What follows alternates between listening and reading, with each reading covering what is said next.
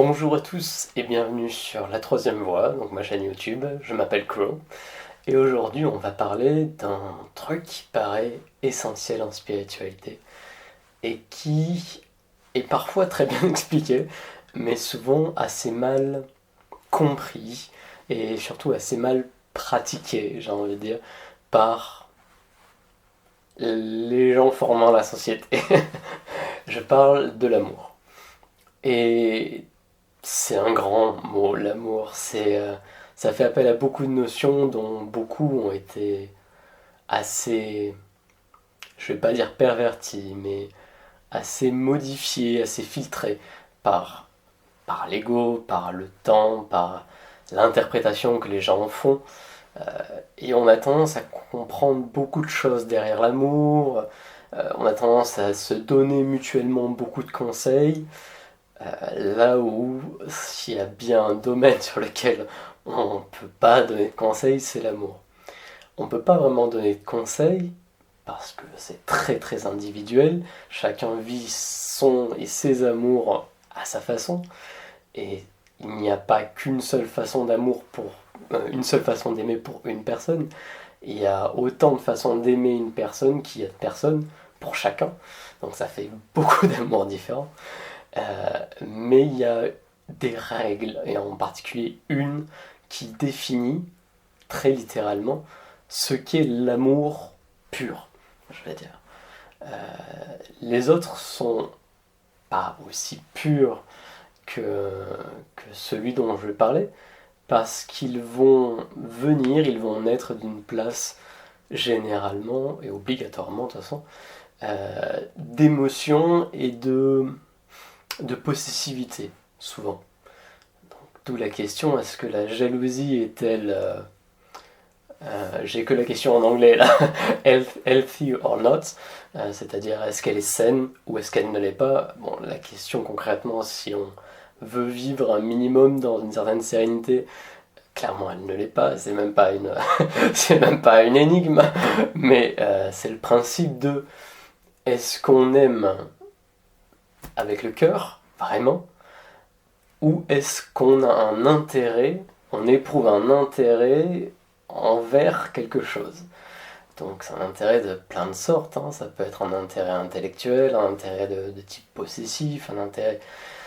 Voilà, enfin, et on assimile souvent ce type de choses à l'amour. C'est-à-dire, est-ce que, par exemple, en amour de type homme-femme, relationnel, de couple, est-ce que ça vous rend heureux que votre partenaire soit heureuse, ou est-ce que si elle est heureuse et que elle est avec quelqu'un d'autre, est-ce que si elle couche avec quelqu'un d'autre, est-ce que si elle côtoie d'autres gens, est-ce que si vous la voyez pas vous, est-ce que vous êtes toujours aussi heureux? C'est con comme question, mais rien que ça, si vous ne répondez pas avec toute sincérité, oui, je suis exactement aussi heureux dans un cas comme dans l'autre, parce que ce qui compte, c'est son bonheur et le mien. Voilà. Je suis capable de tirer autant de bonheur de son bonheur que du mien. Dans ce cas-là, c'est un amour de cœur. Et on l'a tous, celui-là. Seulement, on a tendance à le mettre en dessous du reste. On a tendance à l'oublier. On a tendance à assimiler une relation d'amour à deux extrêmes, souvent, qui sont les extrêmes de tu es en couple avec moi, donc il y a une partie de toi qui m'appartient et une partie de moi qui t'appartient.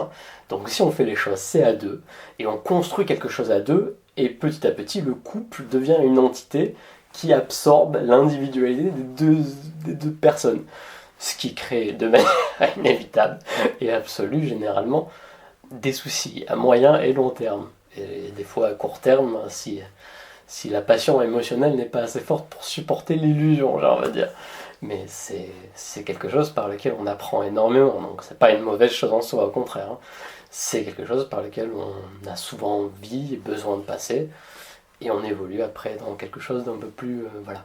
Mais bon, chacun son rythme, hein, c'est pas une course. Donc ça c'est un extrême, et l'autre extrême, c'est l'anti-premier extrême, généralement, c'est souvent le cas avec cette idée de dualité. C'est-à-dire, c'est des gens qui vont considérer que le couple, c'est la peste. Donc il faut surtout pas être en couple. Alors ça va être, c'est des gens, il y a plusieurs catégories de gens généralement là-dedans, ça va être les polyamoureux qui vont dire ah non non non non, non moi il faut que j'ai plein d'amants, il faut que j'ai plein de relations très sincères en même temps, ou alors des gens qui juste veulent pas une relation qui dure plus de 2 jours, voilà, et qui veulent les enchaîner. C'est des extrêmes, mais c'est deux extrêmes qui arrivent à la même catégorie, hein. Alors, où se retrouver là-dedans, et encore une fois, je prends l'exemple de l'amour dans la relation, mais l'amour, c'est même avec une plante, hein, c'est pas obligé d'être strictement entre sexe masculin et sexe féminin. Il y a tellement de choses à aimer, on peut aimer une œuvre d'art exactement avec de l'amour qui vient du cœur. Donc je prends vraiment un exemple très particulier, mais qui, je pense, a plus de chances de parler à un maximum de gens. Donc voilà.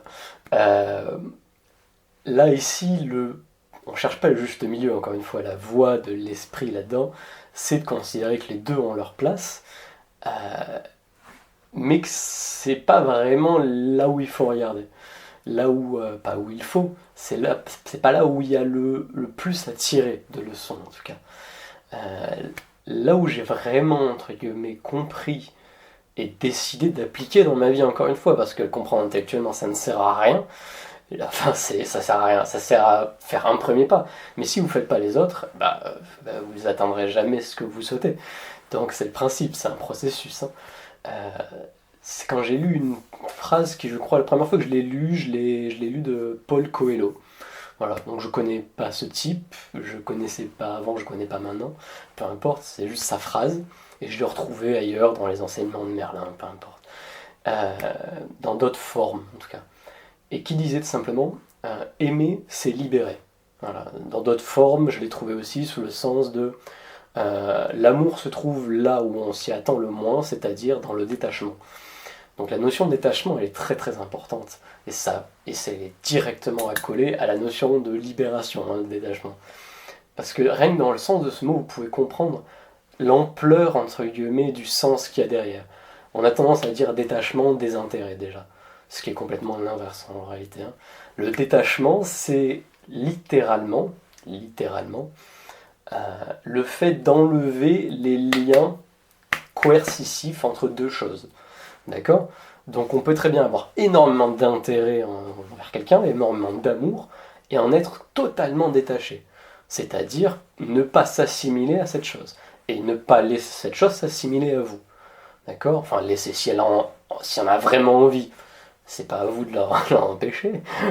Mais généralement, le fait que vous disiez non, tu n'es pas moi et je t'aime de cette façon, et tu es libre de faire ce que tu veux de ton côté, moi je continuerai à t'aimer, c'est-à-dire l'amour inconditionnel au sens premier du terme, c'est la véritable notion de détachement.